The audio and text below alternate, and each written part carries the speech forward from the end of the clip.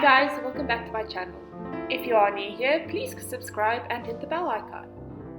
So today I'll be showing you the basics on how to draw with India ink or paint, depends on what you call it, basically because it's on paper and it's referred to as drawing. So let's start with the basics. Okay, India ink, what is it? According to the Oxford Dictionary, it's a deep black ink containing dispersed carbon particles used especially in drawing and technical graphics. A lot of people use India ink when drawing, for example, cartoons or comics or things like that. And there's basically two ways you can use it. You can either use it with a calligraphy pen or a dip pen, or you can use a paintbrush, a very thin little paintbrush.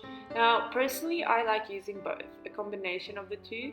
For more precise lines, I like using the dip pen, as you can see. And then when it comes to smoothing out lines and adding the shadows, I like using a brush. It's better to, in my opinion, to dilute the ink when adding shadows with a bit of water, distilled water preferably. Now, I've tried two different type of inks. You get colored ones as well, but you get a Indian ink waterproof base and then an India ink non-waterproof base. Now, personally, I don't see them as that different. The one smells a bit different than the other one. However, they both get the job done, and the waterproof one is just a bit better in the sense that you won't smudge your lines if adding more ink after it has dried. So basically the main lines, it's best to do them with the dip pen because it's more precise and you can do very fine lines with it.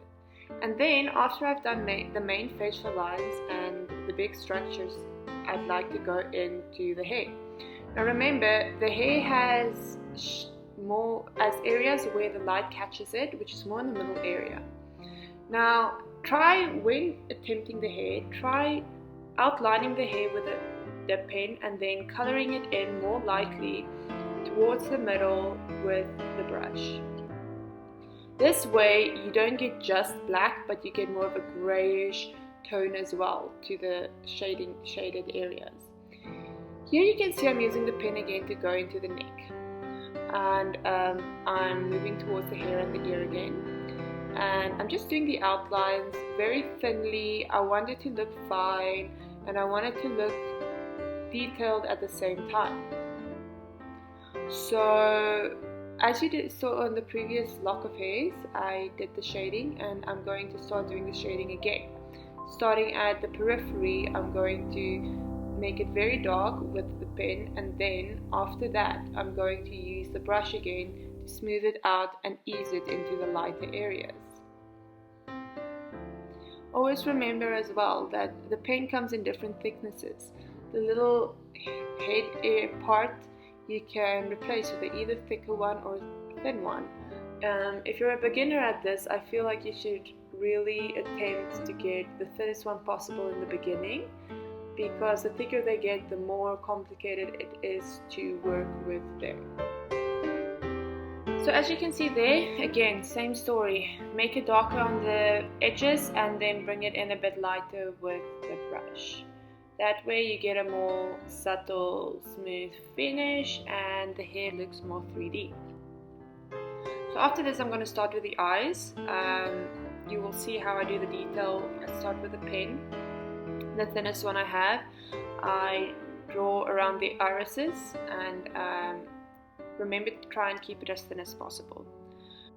Also remember, in any eyes, not just anime eyes, there are white spots where the sun catches, which basically just reflects off. Now when working with India ink, you would like to outline these spots as I did in the picture above, mostly because it'll cause a more dramatic effect when adding more detail to the eyes. The mouth usually doesn't have too much detail in anime. It's usually either just made with highlights or shadows or basic lines. Don't forget that the body as well and the clothing items are also important, because you can't really have a naked anime character, can you? So here I'm starting to add shading to the neck. Now it looks very, very rough because I use a lot of black initially, but you will end up spreading the ink more towards the bottom of the neck with the brush. Remember, the head is more forward than the neck, so it casts a shadow over the neck area. Now I'm just going to add some highlights to the bottom lip. This will cause a more dramatic effect, and you really want to bring the character to life, especially when it's somebody else's character, somebody's favorite character. I'm talking to you, subscriber, who has requested this character. So a lot of times when using India ink, obviously as any drawing happens, it happens that you can make a bit of a mistake. Now you get white ink that you can buy to cover up any mistakes made with India ink, and that is a very nifty, easy tool to use because it covers it up very well. In this demonstration where I did the eyes, I did not use white ink, I used watercolor. I used white watercolor just to cover up the little spot where the ink dispersed a bit more than it should have. Now, as you can see, the irises will get a bit more tone here and a bit more definition and color.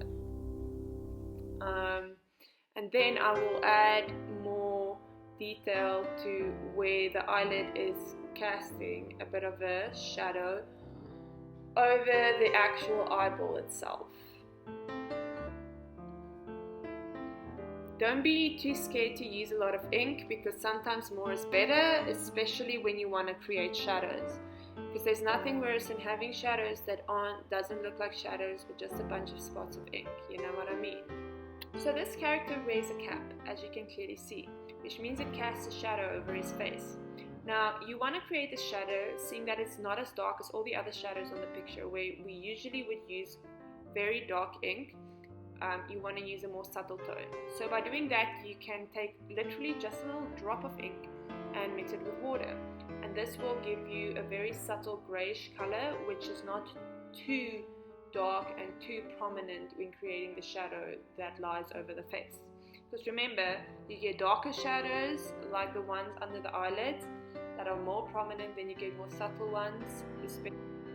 So now what I'm going to do is I'm going to add more definition to the highlighted areas, especially in the eyes, by adding some white watercolor to it. It'll just bring in more definition and more dramatic effects, which works better than watercolor is, like I've mentioned before, the white ink. However, I have kind of misplaced mine, so yeah, well, anyways, now moving back to the clothing, I'm adding a bit more shading here and there. Sometimes it's better to wait for it to dry a bit, and then I'm starting to add more detail to the cap and to the whole drawing itself. It's getting closer to the finish line now. Remember, the cap itself, everything else also has definition and shadows going in, so this is me just adding in the shadows to the cap. Start by adding plain, normal, black India ink, and then using a wet brush to dilute it more towards the center and creating different shades of black that creates definition and a more 3D appearance. And then if you've noticed that the black areas more to the edges have been diluted with the brush you used, don't be afraid to add a bit more black towards it.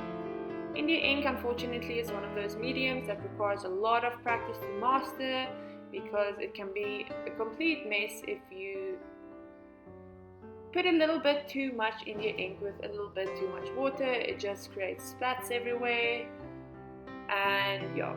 But if you don't get it right the first time, don't fear, don't give up. It's a lot of fun to use, and it's really a great skill set to have.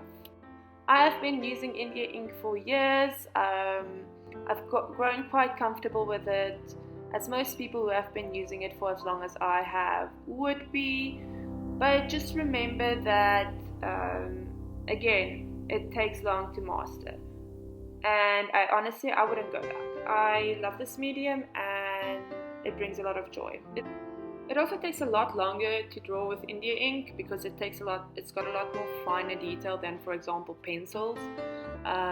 But the end result, I feel like, is a lot more satisfying, especially if you've put in a lot of work and you can finally say, I've made a picture. So I do believe that it is definitely a great medium to work with. Now back to the actual drawing of hand. So I'm busy adding some detail to his face, just a bit under the chin to create a more round appearance, and the highlights and shadows in the nose must also be done very finely and with a lot of detail. So then you just check everywhere before you end off that all the darker places have been added as you would want it, and that anything doesn't need a touch up here and there.